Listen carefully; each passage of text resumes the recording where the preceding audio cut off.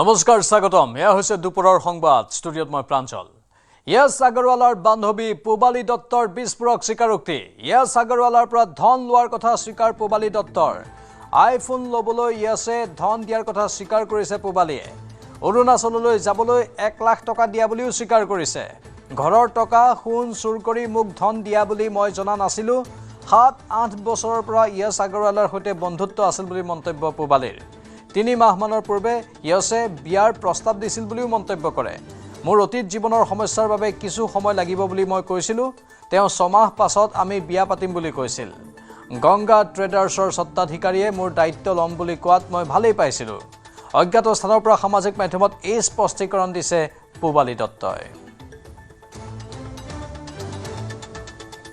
Ganga ট্ৰেডাৰ্ছৰ owner যিমানখিনিলৈকে মই জানো তেখেতৰ লগত মোৰ 7-8 বছৰৰ পৰা ভাল বন্ধুত্ব আছিলে তাৰ পিছত আজি 3 মাহমানৰ আগৰ পৰা তেখেতে মোক প্ৰপ'জেল কৰি আছে যে আমি ফিউচাৰত ভালকে থাকিম তোমাক মই বিয়া পাতিম তো তেনেকৈ বস্তুখিনি আৰম্ভ হৈছিলে আৰু তেখেতে মই নিজৰ প্ৰত্যেকটো কথা তেখেতক কৈছিলোঁ যে মোৰ আগৰ পাষ্ট লাইফত এনেকুৱা হৈ আছে তো সেইখিনি বস্তু মোক অকণমান সময় লাগিব তাৰ পাছতহে মই ডিসাইড কৰিব পাৰিম তেখেতেও মোক কৈছিলে যে উপজাচি হয় হ'ব দিয়া 6 মাহ পাছত আমি বিয়া পাতিম এতিয়া বৰ্তমান ময়ো সেটেল হৈছো তুমিও সেটেল হৈ লোৱা আৰু এতিয়া তোমাৰ সমস্ত ৰেসপন্সিবিলিটি মই ল'ম হয় মই বিয়া হ'ম হেবুলে মই আছিলো বিয়া হ'ম তেখেতৰ লগত ভাল ল'ৰা হয় ল'ৰাজন আচলতে ভাল মই তেনেকুৱা ভাবি আছিলো তাৰ পিছত তেখেতে মোক কয় মানে মই যোৰহাটত থাকোতে যে বলা মুকত যাও পাৰ্টি কৰিম কিবা খাম মেলিম বলা যাও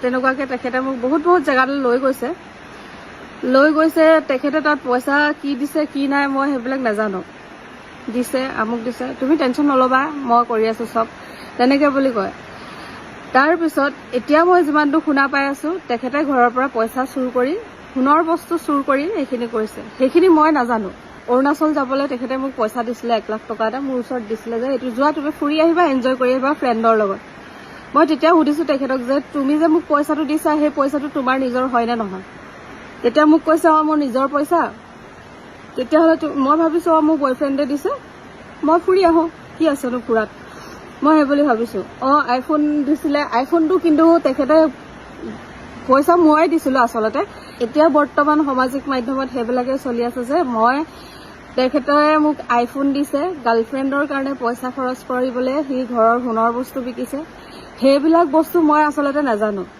এজন সম্ভ্ৰান্ত ঘৰৰ ল'ৰাই সেইখিনি কাম কৰিব বুলি মই আচলতে জনাই নাই তেখেতৰ ওচৰত আছে চাগে সেইকাৰণে মোক দিছে মই তেনেকুৱা ভাবি আছিলো আৰু মই নাজানো কোনোবা এজন মানুহে মোৰ ৰেসপন্সিবিলিটি লৈছে মোৰো ভাল লাগিছিলে মোক বিয়া পাতিম বুলি যিহেতু কৈছে ভালকে লাইফটো ষ্টাৰ্ট কৰিম মই ভবা নাই যে ঘৰৰ পৰা সোণৰ বস্তু লৈ কিবা কৰিব বা তেনেকুৱা কিবা কৰি আছে নিজৰ বয়ফ্ৰেণ্ডক ব্লেকমেইল কৰি মানুহে বস্তু লয় নেকি মইতো ব্লেকমেইল কৰি তাৰ পৰা একো লোৱা নাই মোক সি নিজে উপজাচি দিয়ে যে এইটো লোৱা তুমি ফুৰি আহা তুমি ধুনীয়াকে এনজয় কৰি আহা যাবা ভালকে থাকিবা তেখেতে তেনেকেই কয় মোক সিমানখিনিলৈকে তেখেতে কৈছিলে মই তোমাৰ ৰেসপন্সিবিলিটি লৈছো তুমি ভালকে থাকা ভালকে ধুনীয়াকে আমি লাইফ এটা ষ্টাৰ্ট কৰিম মোক সেই বুলি কৈহে তেখেতে আছিলে এতিয়া বৰ্তমান মই যিটো দেখি আছো সামাজিক মাধ্যমত মোৰ বিষয়ে বহুত নানা ধৰণৰ কিবা কিবি চলি আছে মোক যেতিয়া বিয়া পাতিম বুলি কৈছে সেইটো কাৰণে আজি কোনোবা এজন মানুহে আপোনাক গিফ্ট দিছে বস্তু এটা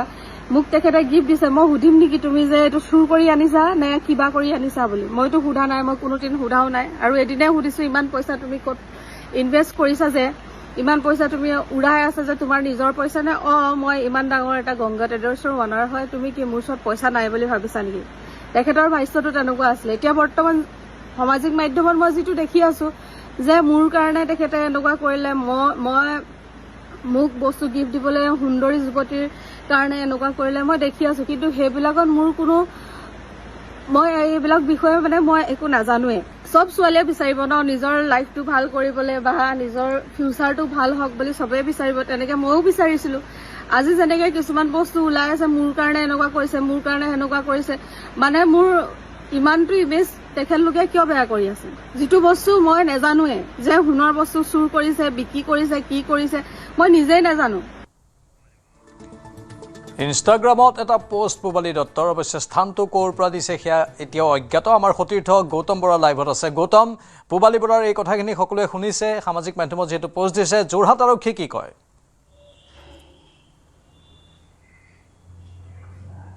হয় হয় নিশ্চয়কৈ প্ৰাঞ্জল চাওক আটাইতকৈ বৰ্তমান হলঠেকত পৰিছে যোৰহাট আৰক্ষী কিয়নো আমি দেখা পাইছিলোঁ যে এটা চক্ৰই এই সমগ্ৰ ঘটনাটো হনি ট্ৰেপিং পূবালী দত্তক সাঙুৰিবৰ বাবে অহৰহ প্ৰচেষ্টা অব্যাহত ৰাখিছে যেতিয়াই নিউজ 18 অসম নৰ্থ ইষ্টত আমি এই বাতৰি প্ৰথমবাৰৰ বাবে সম্প্ৰচাৰ কৰিছিলোঁ একাংশই এনে এটা ধাৰণা দিব বিচাৰিছিলে যে য়শ আগৰৱালাক সুৰক্ষা দিবৰ বাবে একাংশই এনেধৰণে বাতৰি সম্প্ৰচাৰ কৰিছে কিন্তু সেই চক্ৰটোৱে কি কাণ্ড কৰিছিলে নিউজ 18 অসম নৰ্থ ইষ্টৰ হাতত তাৰ সম্পূৰ্ণ তথ্য আছে যে এতিয়ালৈকে ৰাহুল গুপ্তাৰ বিষয়ে কোনো আলোচনা হোৱা নাই ৰাহুল গুপ্তা হৈছে গোলাঘাটৰ যি নেকি এই সমগ্ৰ সোণৰ অলংকাৰসমূহ ক্ৰয় কৰিছিলে আৰু গোলাঘাটতে এনেধৰণৰ চুৰি সোণ ক্ৰয় কৰাৰ এক বিশাল চক্ৰ আছে আৰু যোৰহাট আৰক্ষীৰ এটা দল বুলি ক'লে ভুল কোৱা হ'ব আৰু এটা চক্ৰৰ এজন সদস্য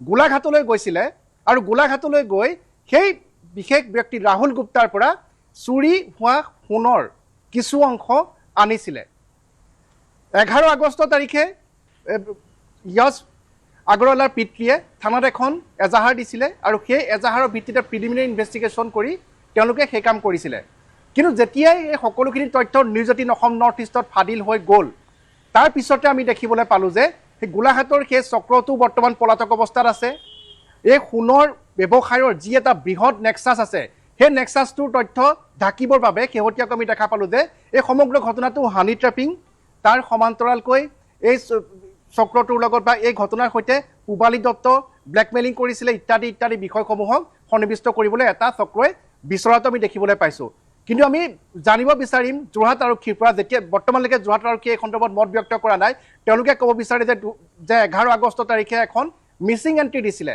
য়শ আগৰৱালাক ঘৰৰ পৰা নোহোৱা হোৱাৰ মিছিং এণ্ট্ৰি দিছিলে সেই এজাহাৰৰ কপিও আমাৰ হাতত আছে তাত কি লিখা আছে পৰৱৰ্তী সময়ত আমি তাত সেইখিনি দাঙি ধৰিম গতিকে কিয় বৰ্তমানলৈকে আমি দেখা পাইছোঁ যে পূবালী দত্তক লৈ চৰ্চা বহুত চলি আছে কিন্তু ৰাহুল গুপ্তাক লৈ পেলাই কিয় চৰ্চা চলা নাই বা যোৰহাট আৰক্ষীয়ে সেই নেক্সাছটো য'ত নেকি যিয়ে এই বিশাল পৰিমাণৰ 50-60 লাখ টকাৰ সোণ যি ক্ৰয় কৰিছিলে সেই চক্ৰটোৰ বিৰুদ্ধে কিন্তু এতিয়ালৈকে কোনো ব্যৱস্থা যোৰহাট আৰক্ষীয়ে গ্ৰহণ কৰা দেখিবলৈ পোৱা নাই যিহেতু চুৰি সোণ ক্ৰয় কৰাটো এটা অপৰাধ যোৰহাট আৰক্ষীয়ে ইয়াৰ পূৰ্বে নাগালেণ্ডৰ পৰা তেনেধৰণৰ অপৰাধী চক্ৰ গ্ৰেপ্তাৰ কৰি অনাটো আমি দেখিবলৈ পাইছোঁ কিন্তু এইবাৰ প্ৰাঞ্জল আমি যি দেখিবলৈ পাইছোঁ যে পূবালী দত্তৰ পৰা আৰম্ভ কৰি যি য়শ আগৰৱালা ঠিক সেইদৰে জিতেন্দ্ৰ চুমানী আন এগৰাকী যি ব্যক্তিৰ কথা চৰ্চা হৈছিলে ৰাহুল ক্ষমা কৰিব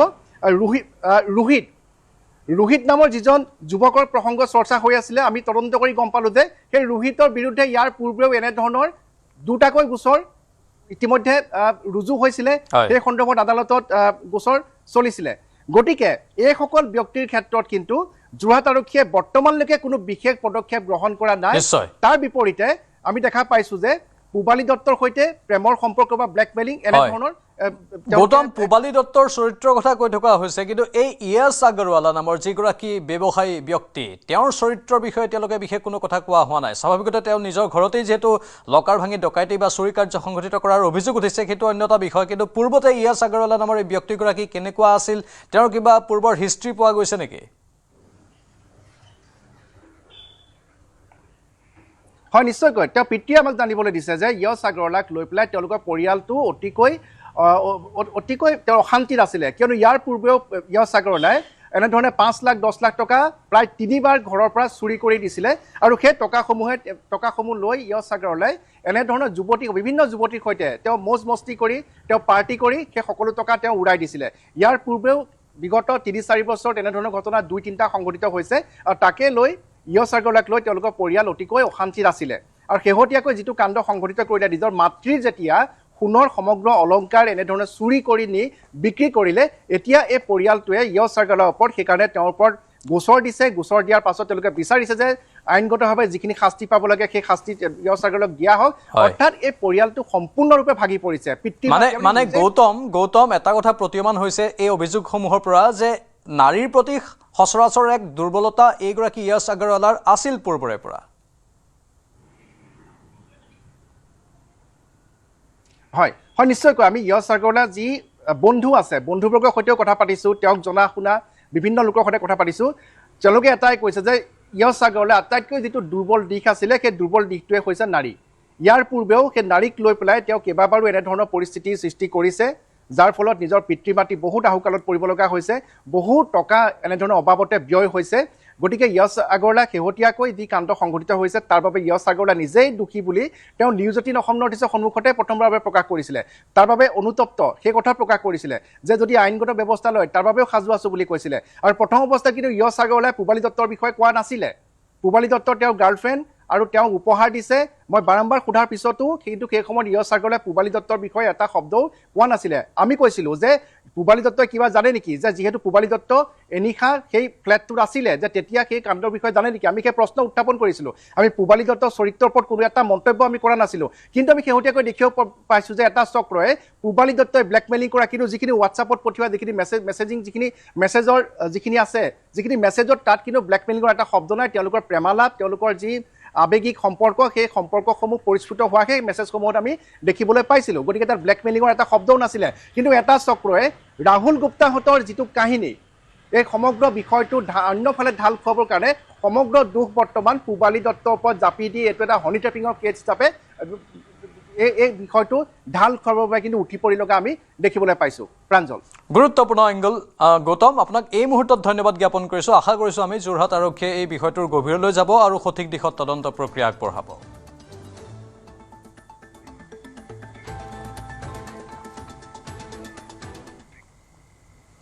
এবাৰ হাইলাকান্দিত পাকিস্তানী সন্ত্ৰাসবাদী সংগঠন SBNৰ সদস্য গ্ৰেপ্তাৰ। STFৰ জালত ফজল ইছলাম বৰভূঞা নামৰ এটা জেহাদী। ৰামনাথপুৰৰ পৰা গ্ৰেপ্তাৰ জেহাদী ফজল ইছলাম বৰভূঞাক। ISI সমৰ্থিত শাহজাদ ভাট্টি নেটৱৰ্কৰ সৈতে জড়িত ফজল। ধৃত জেহাদীটোৰ পৰা জব্দ বহু আপত্তিজনক সামগ্ৰী আৰু নথিপত্ৰ। এই পৰ্যন্ত অসমত SBNৰ 4 সদস্যক গ্ৰেপ্তাৰ STFৰ। পূৰ্বে ধুবুৰী, চিৰাং আৰু বৰপেটাৰ পৰা STFে গ্ৰেপ্তাৰ কৰিছিল 3 SBNৰ সদস্যক। কাৰ্বি আংলঙৰ বৰজানত নিশা ভয়ংকৰ দুৰ্ঘটনাত 2জনৰ মৃত্যু। দুৰ্ঘটনাত জ্ঞানলাল হৰিজন আৰু সুৰজিৎ হৰিজন নামৰ হাওৰাঘাটৰ 2গৰাকী যুৱকৰ মৃত্যু। গুৰুতৰভাৱে আহত হাওৰাঘাটৰ সজল দাস, স্বপন দাস, কৃষ্ণা দেৱনাথ আৰু নিপুণ মজুমদাৰ। ৰাষ্ট্ৰীয় ঘাইপথেৰে হাওৰাঘাটৰ দিশে গৈ থকা অৱস্থাত ভুল পথেৰে অহা তীব্ৰবেগী ডাম্পাৰে মহতিয়াই নিয়ে যাত্ৰী থকা অটোখন। ডাম্পাৰৰ খুন্দাত বিধ্বস্ত হয় যাত্ৰীবাহী অটোখন। ভুল দিশেৰে আহি দুৰ্ঘটনা সংঘটিত কৰি পলাই যোৱা ডাম্পাৰৰ সন্ধানত আৰক্ষীয়ে অভিযান চলাই আছে আৰু এতিয়ালৈকে আৰক্ষীয়ে ধাৰাবাহিকভাৱে এই সমগ্ৰ ঘটনাৰ তদন্ত আগবঢ়াই আছে।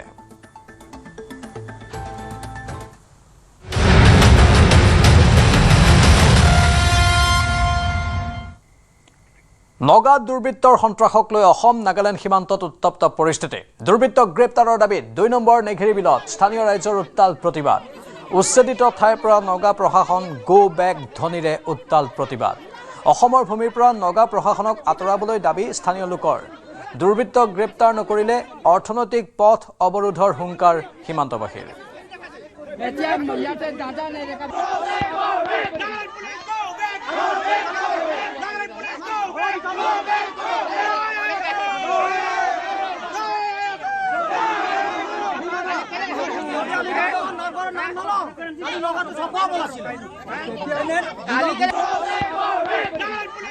উল্লেখযোগ্য যে মঙলবাৰে নিশা 2 নম্বৰ নেঘেৰী বিলত অসমীয়া লোকৰ সৈতে হতাহতিত লিপ্ত হৈছিল নাগা দুৰ্বৃত্ত। অসম চৰকাৰৰ বন বিভাগে স্থাপন কৰা তালাচী গেটত ৰবৰ পুলিৰ বাহন ৰখোৱাক কেন্দ্ৰ কৰি প্ৰথমে বন বিভাগৰ কৰ্মীৰ সৈতে তৰ্ক বিতৰ্কত লিপ্ত হয় নগালোক। পৰৱৰ্তী সময়ত সেই নাগা পাহাৰৰ মিকিৰাং আৰু লোগায়ুম অঞ্চলৰ পৰা জাকে জাকে লোক আহি 2 নম্বৰ নেঘেৰী বিলত উপস্থিত হৈ তাত বসবাস কৰা খিলঞ্জীয়া অসমীয়া লোকৰ সৈতে হতাহতিৰ বাবে উদ্যত হোৱাৰ অভিযোগ উঠিছে। যেহেতু আজি সেই যোৱা ৰাতিৰ বিষয়টোক লৈ আজি এটা আমাৰ গোটেই গাঁৱৰ ৰাইজে একত্ৰিত হৈ ইয়াত এটা এনেকুৱা এটা সিদ্ধান্ত লোৱা হৈছে যে তেওঁলোকে যে যোৱাকালিৰ সমস্যাটো যদি সমাধানৰ ক্ষেত্ৰত মীমাংসা কৰিবৰ কাৰণে যদি আজি আমাৰ ওচৰৰে লুঙাইম বস্তি আৰু মিক্ৰাং গাঁৱৰ যদি চেয়াৰমেনসকলে যদি উইদিন 24 ঘণ্টাৰ সময়ৰ ভিতৰত যদি তেওঁলোকে আহি পেলাই আমাৰ গাঁৱৰ মাজত যদি মীমাংসা যদি নকৰে তেতিয়াহ'লে আমি যোৱা ৰাতিৰ সমস্যাটোৰ সন্দৰ্ভত আমি যি পদক্ষেপ আমাৰ গাঁৱৰ ৰাইজে ল'ব বিচাৰিছে সেইখিনি বৰ আগন্তুক সময়ত মানে এটা ভয়াৱহ সৃষ্টি ৰূপ কৰিব পাৰে বুলি আমি সকীয়াই দিছোঁ। আৰু ইয়াৰ লগতে আমি সমান্তৰালকৈ আমি ক'ব বিচাৰিছোঁ যে আমাৰ যিহেতু মিচিং গাঁৱৰ শেষতে আমাৰ যি এটা ফৰেষ্ট ডিপাৰ্টমেণ্টে এটা বেৰিকেড লগাই পেলাই ইয়াত গেট ছিষ্টেম কৰি থোৱা আছে সেই গেটখনকো মই এটা কথা ক'ব বিচাৰিছোঁ যে ইয়াত এখন গেট থাকক। ইয়াৰ আৰু সমান্তৰালকৈ আৰু এখন গেট আমাৰ সম্পূৰ্ণ অসম নাগালেণ্ডৰ যিটো সীমা আছে সেই সীমাত তেওঁলোকে এখন গেট বান্ধিব লাগে আৰু তাত আমাৰ আৰক্ষী বিষয়া তেওঁলোকে তাত থাকিব লাগে। আৰু লগতে আমাৰ ইয়াত যিহেতু আমি ইয়াত দেখিবলৈ পোৱা গৈছে যে নাগালেণ্ডৰ যিসকল মানে পুলিচ প্ৰশাসন ইয়াত আমাৰ 2 নং নেঘেৰি বিলত আমাৰ মিচিং গাঁও বা আমাৰ উচ্ছেদিত অঞ্চলসমূহত আমি দেখা পোৱা গৈছে সেইসকল ব্যক্তি আমি ইয়াৰ পৰা তালৈকে মানে তেওঁলোকক নাগালেণ্ড বৰ্ডাৰত তেওঁলোকক যাবৰ কাৰণে আমি অনুৰোধ জনাইছোঁ। আমি কালি ৰূপৰ পুলি আনিছে তাখান তো ইয়াতে বাৰু চেক কৰিছে আসাম ফৰেষ্ট কাম তো আমি খান কৈছে আমি খান তো গভৰ্ণমেণ্ট অফ ইণ্ডিয়া ৰিপৰ্ট দিছে তো আমি খান চাই কিনে তাতে আনলোড কৰিব এনেকুৱা কৰিছে।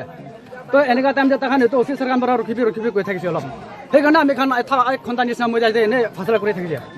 তাৰপাছত এটা মানুহ আহি পেলাই ৰাজীৱ বুলি কৈ কিনে তাই আহি কিনে পিছে হালা কৰিছে। সেইকাৰণে মই কৈছোঁ আপোনাৰ ইয়াতে কেলৈ হালা কৰিছে আমাৰ এখন অফিচৰ লগতে কথা পাতি আছে তুমি মাজতে আহি কিনে তুমি কেলৈ পাব্লিক তুমি ইমান হালা কৰি আছে তেনেকুৱা কৈছিলে সেইপাৰা থাকি কৰি কিনে ঝামেলাটো তাতে ওলাই গৈছে আমি থাকাই দিছে সেইকাৰণে তাতে ঝামেলাটো তাতে ওলাই গৈছে ভিডিঅ'তে দেখিছে আপুনি মাৰপিট কৰিছে তাহান পৰা আমি কাৰণ বেছি থাকি কৰিছে একেবাৰে গাড়ীখন ৰখাইছে নহয় মই সিহঁতক কিছুমান তাৰমানে সেই ছাৰহঁতৰ লগত কথা বতৰা এনেকৈ হুলস্থুলটো হৈছে তেতিয়া 2-এজনক বুজাইছোঁ সেই ডাঙৰ সিহঁতৰ ছাৰহঁতি অফিচাৰকেইটা কথা বতৰা পাতিব সিহঁতি পাছত এনেই এনেই গাড়ীখন খুলি এনেই গেট পাৰ কৰাই দিব এনেই এৰি দিব মই এনেকৈ কৈছোঁ।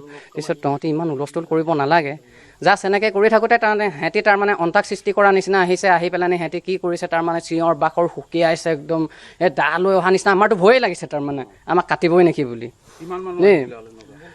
আহিছে কমচে কম 40-50 জনমান আহিছে। আমাৰ সতীৰ্থ সাংবাদিক অনমোল যাদৱ ফোনলাইনত আছে। অনমোল, অসমত প্ৰতিবাদ ব্যাপক ৰূপত হৈছে দিনৰ ভাগত আজি আনকি নাগালেণ্ডৰ বিৰুদ্ধে অৰ্থনৈতিক অৱৰোধৰ কথাও তেওঁলোকে ঘোষণা কৰিছে কি তথ্য আছে আৰু হয় চাওক স্থানীয় লোকৰ স্পষ্ট দাবী যদি নগা প্ৰশাসন উচ্ছেদিত এলেকাৰ পৰা নাযায় তেওঁলোকে অৰ্থনৈতিক অৱৰোধ দৰে কাৰ্যসূচী ৰূপায়ণ কৰিব আৰু যি দুষ্কৃতিকাৰী কালি ঘটনা সংঘটিত কৰিছিলে তেওঁলোকক চিনাক্ত কৰি অনতি পলমে বিহিত ব্যৱস্থা গ্ৰহণ কৰিব লাগে প্ৰশাসনৰ ওচৰত তেওঁলোকে দাবী জনাইছে স্থানীয় লোকে। ইতিমধ্যে ইয়াত গোলাঘাট জিলা প্ৰশাসনৰ সীমান্ত দণ্ডাধীশ অতিৰিক্ত আৰক্ষী অধীক্ষক নাগালেণ্ড ভিলেজ কাউন্সিলৰ বিষয়ববীয়া আহি উপস্থিত হৈছে। কিন্তু অতি তাৎপৰ্যপূৰ্ণ এটা কথা মই উল্লেখ কৰিম যি দুষ্কৃতিকাৰীয়ে এই ঘটনা সংঘটিত কৰিছিলে তেওঁলোকে ইতিমধ্যে অসমৰ লোকৰ ওপৰত তেওঁলোকে এজাহাৰ দাখিল কৰিবলৈ গৈছে বুলি আমি গম পাইছো। ইতিমধ্যে তেওঁলোকে মেৰাপানীলৈ ৰাওনা হৈছে তেওঁলোকে অসমৰ ভূমিত আহি পিনি এনেদৰে ঘটনা সংঘটিত কৰিব আৰু অসমৰ লোকৰ ওপৰত তেওঁলোকে এজাহাৰ দাখিল কৰিব অতি তাৎপৰ্যপূৰ্ণ ঘটনা। ইয়াৰ পিছত দল সংগঠন আছে যথেষ্ট সংখ্যক তেওঁলোকে প্ৰতিবাদ সাব্যস্ত কৰিছে আৰু ইতিমধ্যে গোটেই ঘটনাটোৰ ওপৰত মেৰাপানীত তেওঁলোকে এফআইআৰ দাখিল কৰিব নগা দুষ্কৃতিকাৰীয়ে আৰু অসমৰ থলুৱা মিচিংসকলৰ ওপৰত আক্ৰমণ আৰু তেওঁলোকে ইয়াত যিকোনো পৰিস্থিতি সংঘটিত কৰিব তাৰ ভিতৰত আহি অসমৰ লোকৰ ওপৰত তেওঁলোকে এফআইআৰ দাখিল কৰিব। আচলতে নাপুত ঘটনা সংঘটিত হৈছে আৰু স্থানীয় লোকসকলৰ যথেষ্ট ক্ষোভিত হৈ আছে আৰু ইতিমধ্যে স্থানীয় লোকসকলে নগাসকলৰ ওপৰত এফআইআৰ দাখিল কৰিবলৈ মেৰাপানীলৈ ৰাওনা হৈছে। প্ৰাঞ্জল, ধন্যবাদ।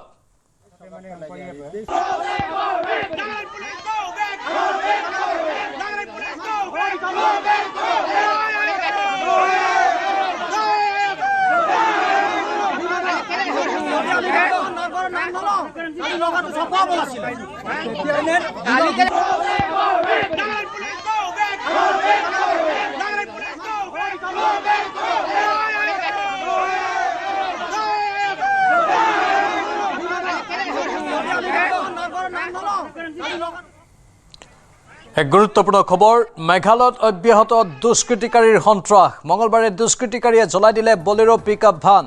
পেট্ৰল বোমা নিক্ষেপ কৰি জ্বলাই দিলে গাড়ীখন জয়ন্তীয়া পাহাৰত জ্বলাই দিলে শ্ৰী চিমেণ্ট লিমিটেডৰ গাড়ী মুখত ক'লা কাপোৰ বান্ধি আহিছিল দুষ্কৃতিকাৰীকেইটা মাজবাটত দুষ্কৃতিকাৰীকেইটাই জ্বলাই দিয়ে চিমেণ্ট কোম্পানীৰ গাড়ী শ্ৰী চিমেণ্ট প্ৰকল্প বাতিলৰ দাবীত প্ৰতিবাদ কৰি আহিছে খাচী ষ্টুডেণ্টছ ইউনিয়নে 19 আগষ্টত খাচী ষ্টুডেণ্টছ ইউনিয়নৰ প্ৰতিবাদৰ সময়তে একাংশই চলাইছিল ধ্বংসলীলা অসমৰ বাহনসমূহক লক্ষ্য কৰি লৈছিল এইবাৰ পুনৰ দুষ্কৃতিকাৰীৰ তাণ্ডৱ তাত বলেৰো পিকআপ ভান জ্বলাই দিলে এয়া দৃশ্য দেখুৱাইছোঁ পেট্ৰল বোমা নিক্ষেপ কৰি জ্বলাই দিলে এই গাড়ীখন জয়ন্তীয়া পাহাৰত এই গাড়ীখন জ্বলাই দিলে শ্ৰী চিমেণ্ট লিমিটেডৰ এইখন গাড়ী মাজবাটত দুষ্কৃতিকাৰীকেইটাই গাড়ীখন ৰখাই তাত চিমেণ্ট বুজাই কৰি থকা অৱস্থাত অনা হৈছিল বুলি কোৱা হৈছে অৱশ্যে এতিয়ালৈকে সেই কথা স্পষ্ট হোৱা নাই কিন্তু মাজবাটতে এই গাড়ীখন ৰখাই তাত পেট্ৰল বোমা নিক্ষেপ কৰি জ্বলাই দিলে এই গাড়ীখন শ্ৰী চিমেণ্ট প্ৰকল্প বাতিলৰ দাবীতেই এনেধৰণে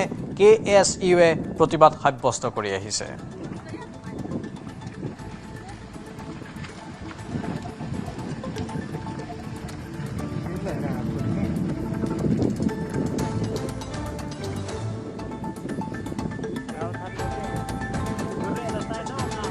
ইয়াৰ মাজতে আন এক গুৰুত্বপূৰ্ণ খবৰ আহিছে অসম মেঘালয় সীমান্তত পুনৰ উত্তেজনা বকুৰ লাম্পিত আৰক্ষীৰ বাহন জ্বলালে দুৰ্বৃত্তই খাচী দুৰ্বৃত্তই বাহনখন জ্বলাই দিয়াৰ সন্দেহ কৰা হৈছে মেঘালয় এতিয়াও উত্তপ্ত হৈ আছে মেঘালয় এতিয়াও যেন সুৰক্ষিত নহয় তেনেধৰণৰ এটা ইংগিত পোৱা গৈছে অসম মেঘালয় সীমান্তত পুনৰ উত্তেজনাৰ খবৰ আমি জনাইছোঁ ইয়াৰ দৃশ্য আহিছে দৃশ্য দেখুৱাইছোঁ ইয়াৰ পূৰ্বে যি শ্ৰী চিমেণ্ট প্ৰকল্প বাতিলৰ দাবীত বলেৰো পিকআপ ভান জ্বলাই দিয়া হৈছিল সেই দৃশ্য দেখুৱাইছোঁ দুটা স্থানত বিক্ষিপ্ত ঘটনাৰ খবৰ জয়ন্তীয়া পাহাৰত শ্ৰী চিমেণ্ট লিমিটেডৰ এই গাড়ীখন জ্বলাই দিলে সমান্তৰালভাৱে বকুৰ লাম্পিত আৰক্ষীৰ বাহন জ্বলালে দুৰ্বৃত্তই ধাৰাবাহিকভাৱে মেঘালয় উত্তপ্ত হৈ আছে আৰু দুৰ্বৃত্তৰ সন্ত্ৰাস অব্যাহত আছে ইয়াৰ দৃশ্য দেখুৱাইছোঁ আপোনালোকক কেনেধৰণে শ্ৰী চিমেণ্ট প্ৰকল্প বাতিলৰ দাবীত এই শ্ৰী চিমেণ্ট কোম্পানীৰ বাহনখন জ্বলাই দিলে দুৰ্বৃত্তই জয়ন্তীয়া পাহাৰত এই ঘটনা সংঘটিত হৈছে মেঘালয়ত দুষ্কৃতিকাৰীৰ সন্ত্ৰাস অব্যাহত আছে এই মুহূৰ্তত পৰ্যটক যোৱাটো কিমান সুৰক্ষিত তাক লৈ স্বাভাৱিকতে প্ৰশ্ন উত্থাপন হৈছে দুষ্কৃতিকাৰী এটাৰ পাছত আন এটা অঘটন ঘটাই আছে গোটেই ৰাজ্যখনত জয়ন্তীয়া পাহাৰত জ্বলাই দিলে শ্ৰী চিমেণ্ট লিমিটেডৰ গাড়ী মুখত ক'লা কাপোৰ বান্ধি আহিছিল দুষ্কৃতিকাৰীকেইটা মাজবাটত এই গাড়ীখন ৰখাই তাত পেট্ৰল বোমা নিক্ষেপ কৰি জ্বলাই দিলে গাড়ীখন উল্লেখযোগ্য যে 19 আগষ্টত KSUৰ প্ৰতিবাদৰ সময়ত কেনেধৰণে হিংসা বিয়পিছিল সেই দৃশ্যবোৰ গোটেই দেশে দেখিছে তাৰ পাছত এতিয়া স্বাভাৱিকতেই শংকা বৃদ্ধি পাইছে সকলো পৰ্যটকৰ মাজত মেঘালয়ত ফুৰিবলৈ যোৱাৰ ক্ষেত্ৰত আৰু তাৰ মাজতে আন এক খবৰ আহিছে অসম মেঘালয় সীমান্ততো পুনৰ উত্তেজনা বকুৰ লাম্পিত আৰক্ষীৰ বাহন জ্বলালে দুৰ্বৃত্তই খাচী দুৰ্বৃত্তই বাহনখন জ্বলাই দিয়াৰ সন্দেহ কৰা হৈছে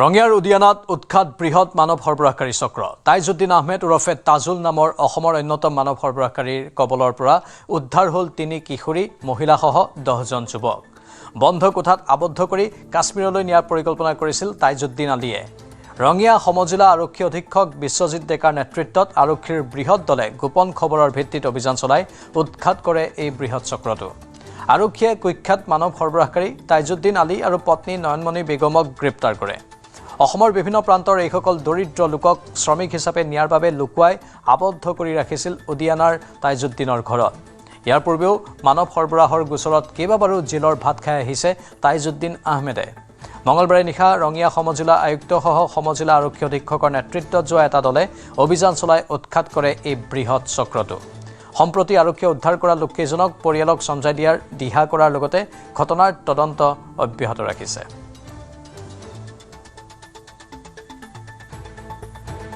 তেজপুৰ চালনীবাৰীৰ ছোৱালী এজনী তেওঁলোকৰ পৰা নিৰুদ্দেশ হৈ আছিল এই সংক্ৰান্তত তেজপুৰ চালনীবাৰী আৰক্ষীয়ে আমাৰ ৰঙিয়া আৰক্ষীৰ লগত যোগাযোগ কৰিছিল ছোৱালীজনীৰ মোবাইল ফোনৰ পৰা তেওঁলোকে লোকেশ্যনটো ছোৱালীজনী ৰঙিয়াত থকা বুলি তেওঁলোকে গম পাইছিলে আৰু সেই ছোৱালীজনীৰ সেই লোকেশ্যনটোত বিচাৰি আহি আমাৰ ৰঙিয়া থানা আৰক্ষীয়ে দেখে যে তাইজুদ্দিনৰ ঘৰত প্ৰায় 10জন অন্য ঠাইৰ মানুহ আৰু 3গৰাকী ছোৱালী। আমি বিচাৰি অহা ছোৱালীজনী বাহিৰৰ আৰু 2জনী ছোৱালী, প্ৰায় 13জন মানুহ আছে। আৰু এইখিনি আমি প্ৰাথমিক এতিয়া যিখিনি সোধপোছ কৰি গম পালোঁ, এখেতে মানে ইলিগেলি এই মানুহখিনিক লেবাৰ হিচাপে কামত বিভিন্ন কামৰ প্ৰলোভন দি বহিৰাজ্যলৈ পঠিয়াই দিয়ে। ইয়াত কেইদিন হ'ল? ইয়াত বৰ্তমান এতিয়া 4-5 দিনমান হৈছে। আপোনালোকৰ লগত লেডিজো আছে নেকি? মোৰ লগত নাই, কিন্তু এনেই আমাৰ এতিয়া যাবলগীয়া ষ্টাফত আপোনাৰ 3জনী লেডিজ আছে। ক'ত নিম বুলি কৈছিলে? এই জম্মু কাশ্মীৰলৈ মই আগত গৈ আহিছোঁ। তাত বহুত ল'ৰা নগাঁও গুমুঠা গাঁৱত। মই আজি 4 মাহৰ আগত গৈছিলোঁ, কাশ্মীৰত গৈ আহিছোঁ। এহেঁতেই লৈ গৈছিলে, এহেঁতৰ আণ্ডাতে গৈছিলোঁ। ইয়াত 3-4জনমান আছে দালাল। পইচা পাতি নিদিও, কান্দি আছে কিছুমান ল'ৰা। মোৰ চকুৰ আগত মই দেখি পেলাই আহিছোঁ। মোৰ চকুৰ আগত মই নিজে দেখি আহিছোঁ। বহুত ল'ৰা ফচি আছে। এতিয়া অসমৰ বহুত ল'ৰা আদিবাসী ল'ৰাই যে সিহঁতক মানে আপোনাৰ ৰাতিপুৱাৰ পৰা 24 আৱাৰ্ছ 36 আৱাৰ্ছ আপোনাৰ কামতে লগাইছে, চকু পানী ওলাই যায়। মই নিজে দেখি আহিছোঁ মানে। ইয়াত কেইদিন হ'ল? ইয়াত বৰ্তমান এতিয়া 4-5 দিনমান হৈছে। আপোনালোকৰ লগত লেডিজো আছে নেকি? মোৰ লগত নাই, কিন্তু এনেই আমাৰ এতিয়া যাবলগীয়া ষ্টাফত আপোনাৰ 3জনী লেডিজ আছে। ক'ত নিম বুলি কৈছিলে? এই জম্মু কাশ্মীৰলৈ। মই আজি 4 মাহৰ আগত গৈছিলোঁ, কাশ্মীৰত গৈ আহিছোঁ। এহেঁতেই লৈ গৈছিলে, এহেঁতৰ আণ্ডাতে গৈছিলোঁ। ইয়াত 3-4জনমান আছে দালাল। পইচা পাতি নিদিও, কান্দি আছে কিছুমান ল'ৰা। মোৰ চকুৰ আগত মই দেখি পেলাই আহিছোঁ। মোৰ চকুৰ আগত মই নিজে দেখি আহিছোঁ। বহুত ল'ৰা ফচি আছে। এতিয়া অসমৰ বহুত ল'ৰা আদিবাসী ল'ৰাই যে সিহঁতক মানে আপোনাৰ ৰাতিপুৱাৰ পৰা 24 আৱাৰ্ছ 36 আৱাৰ্ছ আপোনাৰ কামতে লগাইছে, চকু পানী ওলাই যায়। মই নিজে দেখি আহিছোঁ মানে। ছোৱালীজনী পালোঁ, তাতে কাম কৰিম বুলি ক'লে। কোনে কাম দিম বুলি কৈছিলে? পূজা এজনী ছোৱালী। কোনে? পূজা ছোৱালীজনী। ক'ত নিম বুলি কৈছিলে? কাশ্মীৰ। কাশ্মীৰ। কিমান দৰমহা দিম বুলি কৈছিলে? দিম বুলি 2 মাহৰ 40,000। ইয়াত কেইদিন হ'ল থাকিব? 5 দিন হৈছে। কিয় নিয়া নাই? আজি নিয়া কথা আছিল। আজি নিয়াৰ কথা আছে। আৰু লগৰ কোনোবা আছে নেকি তাত? নাই। ইফালে নামচাইতো সন্দেহজনক শিশু সৰবৰাহকাৰী চক্ৰ উৎখাত। সন্দেহজনক শিশু সৰবৰাহ আৰু শোষণ চক্ৰৰ বিৰুদ্ধে আৰক্ষীৰ সফল অভিযান। মেচুকা, আলো, পাছিঘাট, নাহৰলগুন, ইটানগৰ আৰু লংডিঙত নামচাই আৰক্ষীৰ অভিযান। সন্দেহজনক সৰবৰাহকাৰী চক্ৰৰ পৰা উদ্ধাৰ 19টা শিশু। অধিকাংশ শিশুৰ বয়স 8 বছৰৰ তলৰ। উদ্ধাৰ কৰা শিশুসকলৰ ভিতৰত আছে 3 বছৰীয়া শিশু। গ্ৰেপ্তাৰ হৈছে 3 শিশু সৰবৰাহকাৰী। ধৃত সৰবৰাহকাৰীকেইটা হৈছে গুমনা কুচুং, মাৰ্টা এটে আৰু নেহা গেৰৰী। নামচাইৰ শিশু কল্যাণ সমিতিৰ গোচৰৰ ভিত্তিত চলাইছিল অভিযান। আৰক্ষীৰ তদন্তত বহু বিস্ফোৰক তথ্য উন্মোচন হৈছে। একোটা শিশুৰ বিনিময়ত 10,000ৰ পৰা 50,000 টকা লেনদেনৰ সন্দেহ। কেইবাটাও শিশুক বিভিন্ন প্ৰতিষ্ঠানত বন্ধ কৰা কৰ্মী হিচাপে কৰিছে নিয়োগ। 14 are female and 5 are male. तो ये बच्चों को हम लोगों ने बहुत ही अलग अलग जगहों से रेस्क्यू किया, जैसे कि मेचुका, आलो, पासीघाट, नाहरलगन, ईटानगर और लॉन्गडिंग। ड्यूरिंग इन्वेस्टिगेशन हम लोगों को ये पता चला कि यहाँ पे कुछ फैसिलिटेटर्स ऑब्लिक ब्रोकर्स एंगेज्ड है, और ये ब्रोकर्स को हम लोगों ने within no time of receiving the FIR हम लोगों ने इनको अरेस्ट किया। इनका मोडस ऑपरेंडी ऐसा था कि ये economically vulnerable under privileged families को अप्रोच करते थे एंड उनको उनके फैमिली के जो भी उनके बच्चे हैं उनको वो परसुएट करते थे कि इनको हम किसी को हैंड ओवर करके अच्छा से पढ़ाएंगे, लिखाएंगे और कोई अच्छा फैमिली में इनको हम लोग भेजेंगे।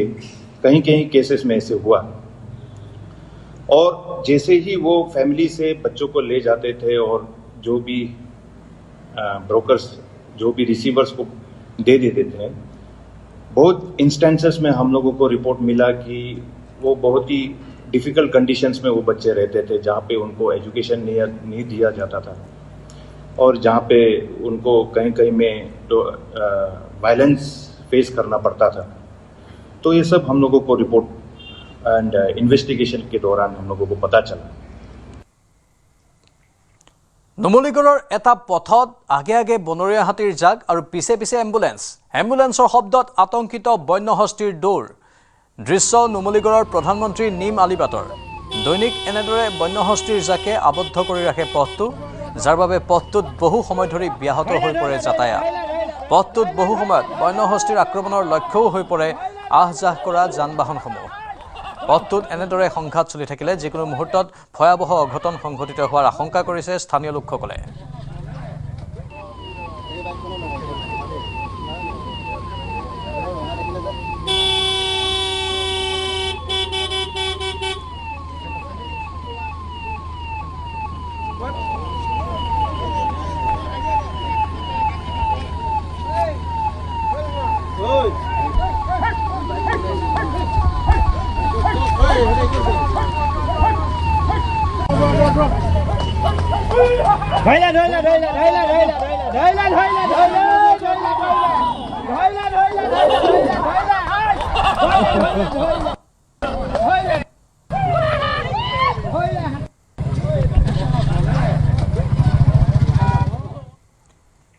বীৰ লাচিত সেনাৰ নেতা মানৱজ্যোতি চেতিয়াৰ মৃত্যুৰ তদন্ত ঘোষণা। দণ্ডাধীশ পৰ্যায়ৰ তদন্ত ঘোষণা ৰাজ্য চৰকাৰৰ। মন্ত্ৰী বিমল বৰাই ঘোষণা কৰিলে এই কথা।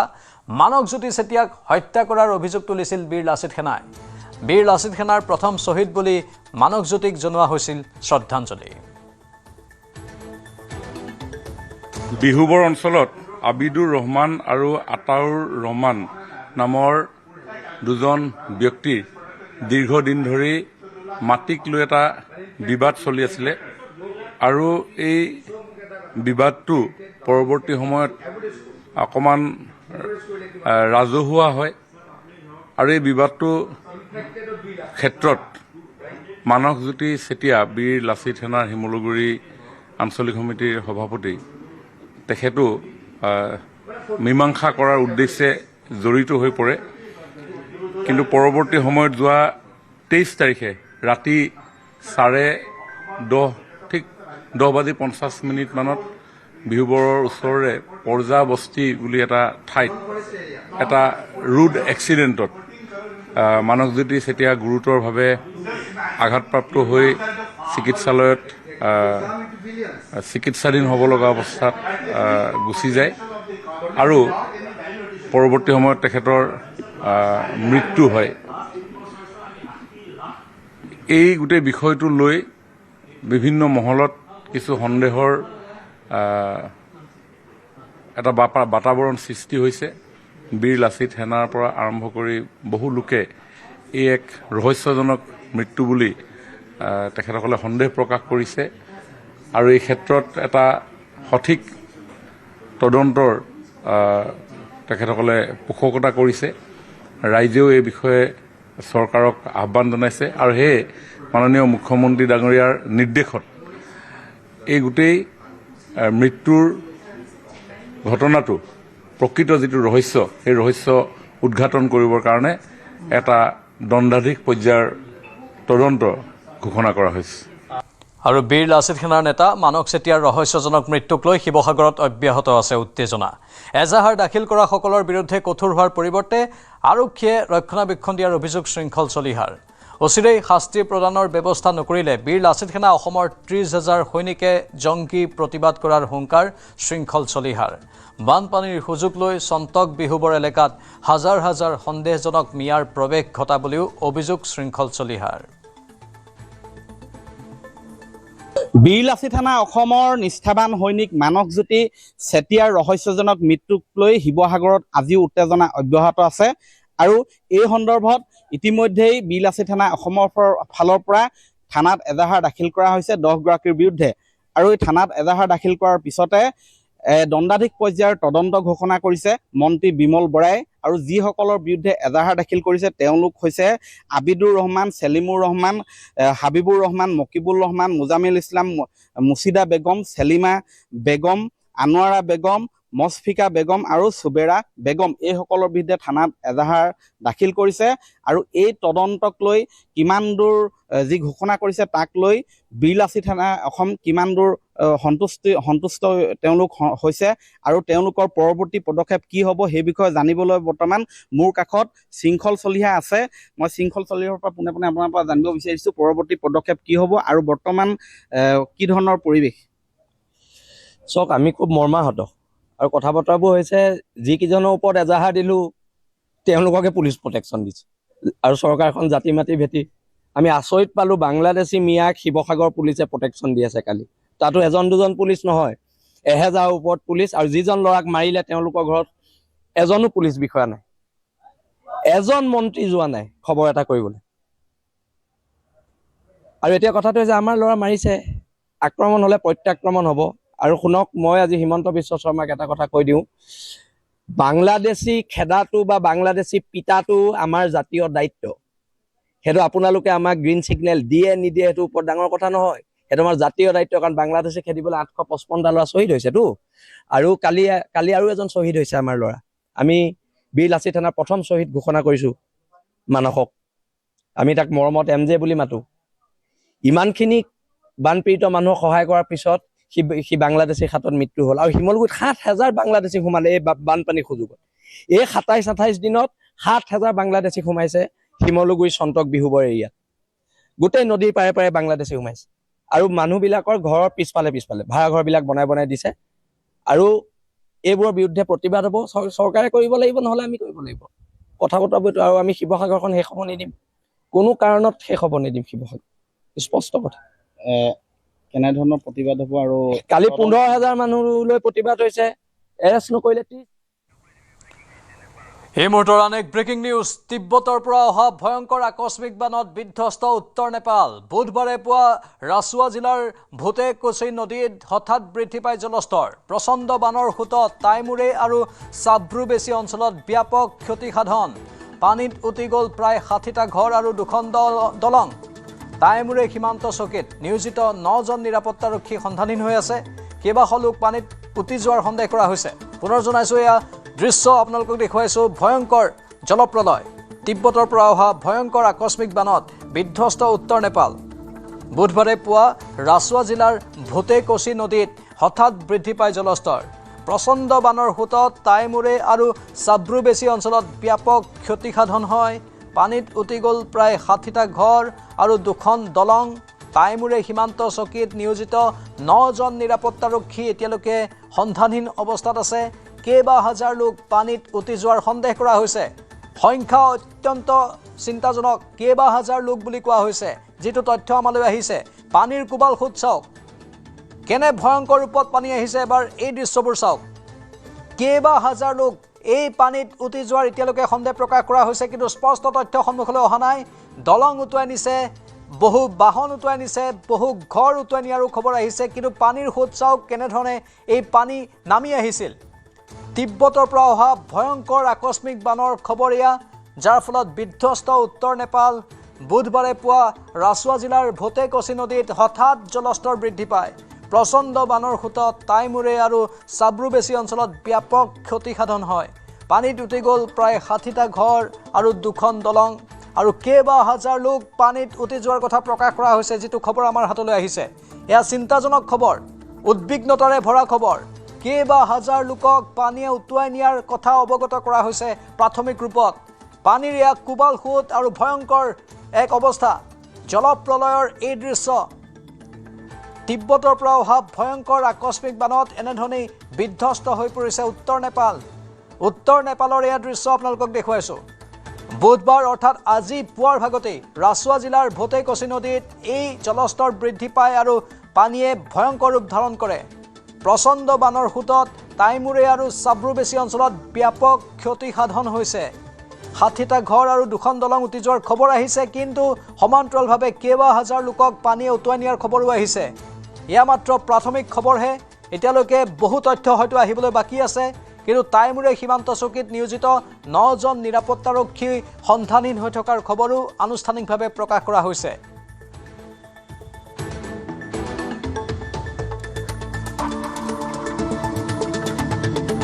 এই সন্দৰ্ভত বহু তথ্য আহিবলৈ এতিয়াও বাকী আছে। আমি আমাৰ সতীৰ্থ সাংবাদিকৰ সৈতেও যোগাযোগ স্থাপন কৰিম। সময় যোৱাৰ লগে লগে হয়তো তথ্যবোৰ অধিক স্পষ্ট হ'ব, কিন্তু অতি ভয়ংকৰ দৃশ্যবোৰে সেই কথা উনুকিয়াই দিছে যে এক ভয়ংকৰ অৱস্থা হৈছে তাত। আমাৰ সাংবাদিকৰ ৰিপৰ্ট আছে, আগবঢ়াইছোঁ।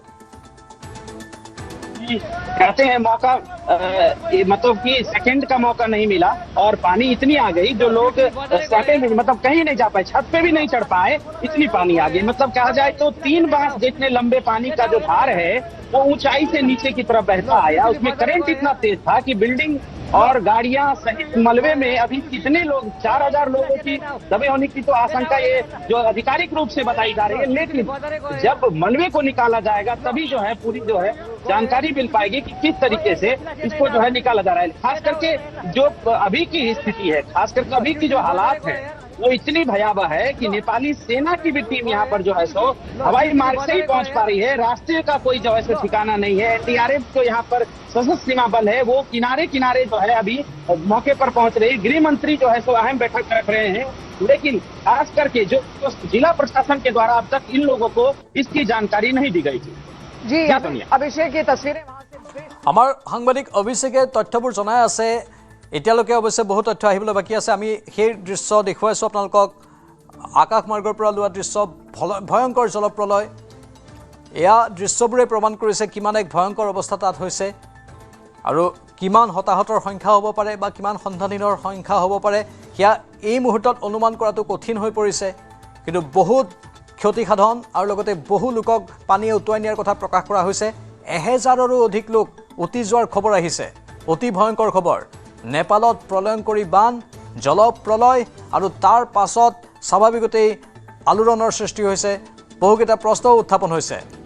তিব্বতৰ পৰা অহা ভয়ংকৰ আকস্মিক বানতেই বিধ্বস্ত হৈ পৰিল উত্তৰ নেপাল। আজি পুৱা ৰাছুৱা জিলাৰ ভোটেকচি নদীত এই জলস্তৰ হঠাৎ বৃদ্ধি পায় আৰু তাৰ পাছত পানীৰ সোঁতে সকলো ধাহি মুহি নিয়ে। প্ৰথম অৱস্থাত 60টা ঘৰ উটুৱাই নিয়াৰ খবৰ আহিছিল, 2খন দলং ভাঙি নিয়াৰ খবৰ আহিছিল। এই সংখ্যা হয়তো আৰু বৃদ্ধি পাব।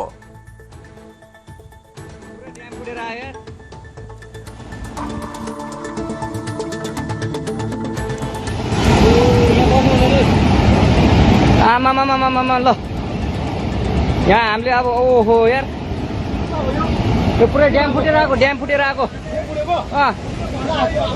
यो घर गयो यो। ल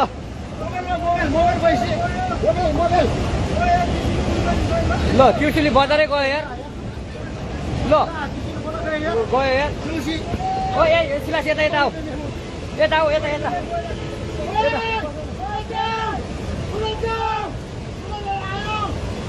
आमा यार बजारै गयो यार। यहाँ नबसौँ ल, अलि टाढा बसौँ, टाढा। यो पुरै यो घरहरू जम्मै लाइभ यो चाहिँ है।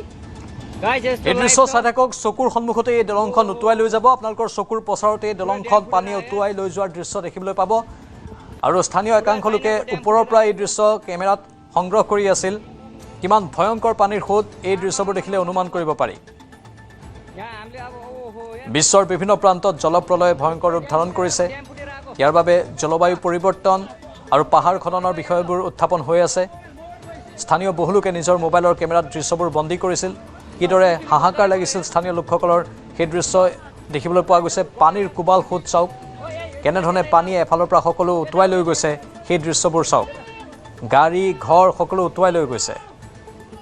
কেইদিনমানৰ পূৰ্বতে ভাৰতবৰ্ষৰ বিভিন্ন প্ৰান্তত উত্তৰাখণ্ডত এনেকুৱা এক দৃশ্য দেখিবলৈ পোৱা গৈছিল।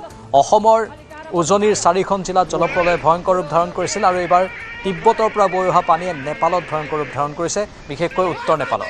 আন কেতবোৰ দৃশ্যও আহিছে, সেই দৃশ্যবোৰো দেখুৱাইছোঁ। পানীৰ কোবাল সোঁত এয়া। পানীয়ে নিমিষতেই কিমান ভয়ংকৰ ৰূপ ধাৰণ কৰিব পাৰে তাৰ উদাহৰণ এয়া। নেপালত প্ৰলয়ংকৰী বানে বিস্তৰ ক্ষয়ক্ষতি কৰিছে। এয়া মাত্ৰ প্ৰাথমিক খবৰ, কিন্তু বহু খবৰ আহিবলৈ বাকী আছে। 1000জনৰো অধিক লোকক বানে উটুৱাই নিয়াৰ খবৰ আহিছে। এই সংখ্যা আৰু বৃদ্ধি পাব তেনেধৰণৰ আশংকা প্ৰকাশ কৰা হৈছে। স্থানীয় জিলা প্ৰশাসনেও এই মুহূৰ্তত অনুমান কৰিব পৰা নাই প্ৰকৃততে কিমান ক্ষতি হৈছে।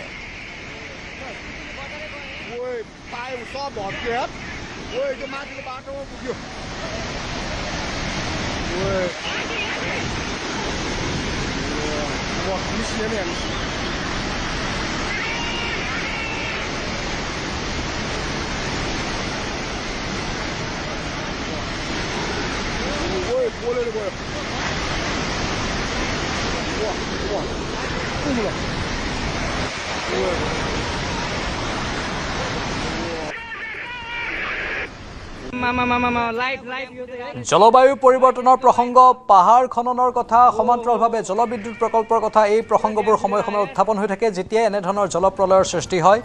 নেপালৰ এই সমগ্ৰ অঞ্চলটোত কি কাৰণত এনেধৰণৰ প্ৰলয়ৰ সূচনা হ'ল তাক লৈ স্বাভাৱিকতে পৰীক্ষা নিৰীক্ষা হ'ব, গৱেষণা হ'ব। কিন্তু এই মুহূৰ্তত খবৰ যে এই জলপ্ৰলয়ে ভয়ংকৰ ৰূপ ধাৰণ কৰিছে। তিব্বতৰ পৰা অহা ভয়ংকৰ আকস্মিক বানত বিধ্বস্ত হৈছে উত্তৰ নেপাল। বুধবাৰে পুৱা ৰাছুৱা জিলাৰ ভোটেকচি নদীত হঠাৎ বৃদ্ধি পালে জলস্তৰ। আজি পুৱাৰ ভাগত এনেধৰণে হঠাৎ নামি আহিল হুৰাহুৰে পানী আৰু তাৰ পাছত একেবাৰে সকলো ধ্বংস কৰি যেন লৈ গ'ল। প্ৰচণ্ড বানৰ সোঁতত টাইমুৰে আৰু চাব্ৰুবেচি অঞ্চলত ব্যাপক ক্ষতিসাধন হোৱাৰ খবৰ আহিছে।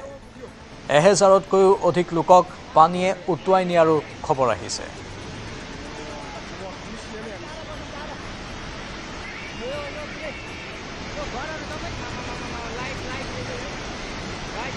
ইতিমধ্যে 5খন জিলাত হাই এলাৰ্ট জাৰি কৰা হৈছে। এই পানী অতি ভয়ংকৰ ৰূপত নামি অহাৰ পাছত এতিয়া ইয়াৰ পৰৱৰ্তী যিখিনি সময় সেইখিনি সময়ো অধিক কঠিন হৈ পৰিব পাৰে। দুপৰীয়াৰ ভাগলৈকে এইখিনি আপডেট আহিছে, সন্ধিয়াৰ ভাগলৈকে আৰু কিছু আপডেট আহিব পাৰে আৰু বহু লোকৰ সন্ধানহীনৰ খবৰ স্বাভাৱিকতে এই সন্দৰ্ভত আহিব। নেপালত প্ৰলয়ংকৰী বানে কিমান এক ভয়ংকৰ ৰূপ ধাৰণ কৰিছে এই দৃশ্যবোৰ দেখিলে আপোনালোকে অনুমান কৰিব পাৰিব। পানীৰ কোবাল সোঁত আপোনালোকে দেখিবলৈ পাইছে। অতি ভয়ংকৰ অৱস্থা নেপালত, উত্তৰ নেপালত এই অৱস্থা।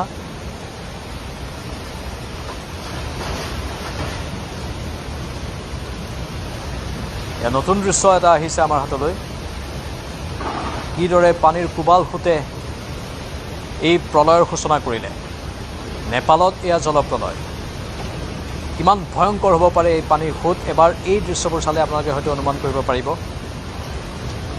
নিমিষতেই সকলো ধ্বংস কৰি দিলে, মাত্ৰ কেইছেকেণ্ডমানতে সকলো ধ্বংস কৰি দিলে এই পানীয়ে। এই সমগ্ৰ অঞ্চলটো ধ্বংস কৰি দিলে এই পানীৰ কোবাল সোঁতে।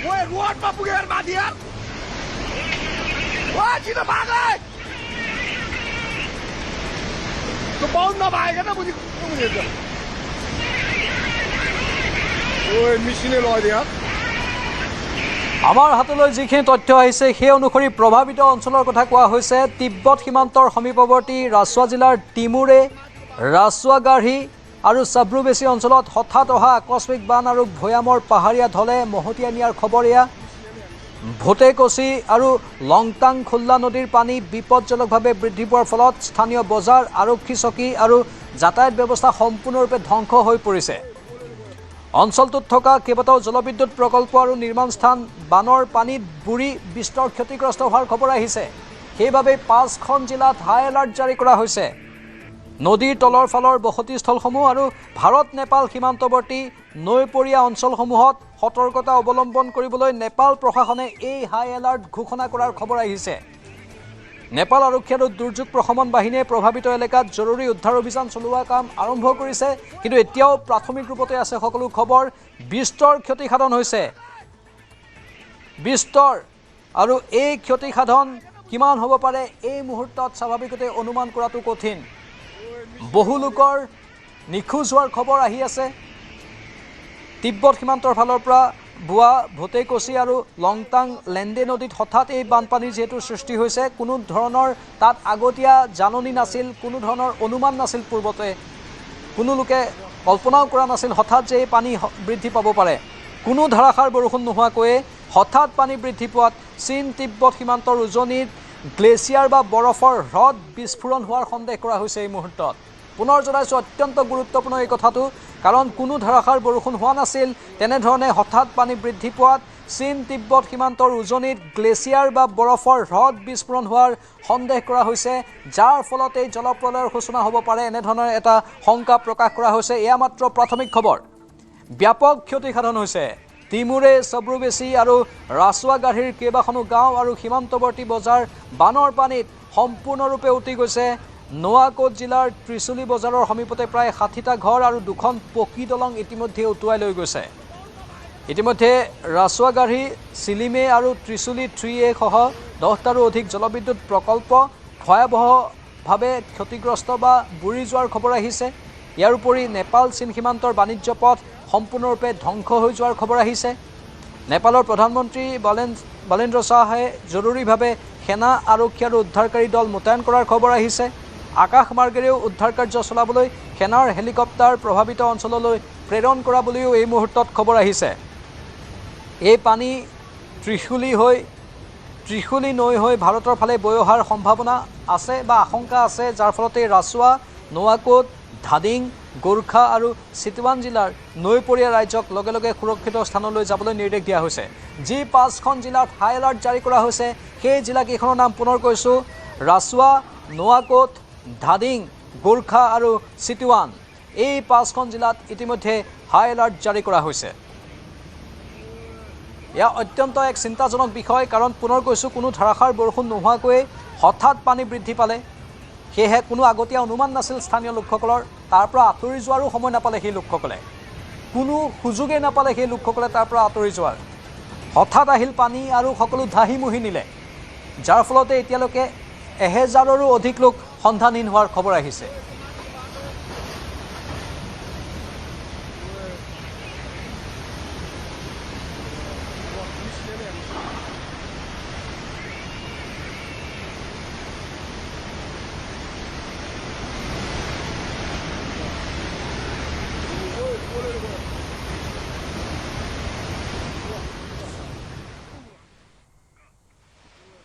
এই সন্দৰ্ভত অধিক তথ্য আমি জনাই থাকিম সময় হৈছে এতিয়া বাতৰিৰ পৰা বিদায় লোৱাৰ নমস্কাৰ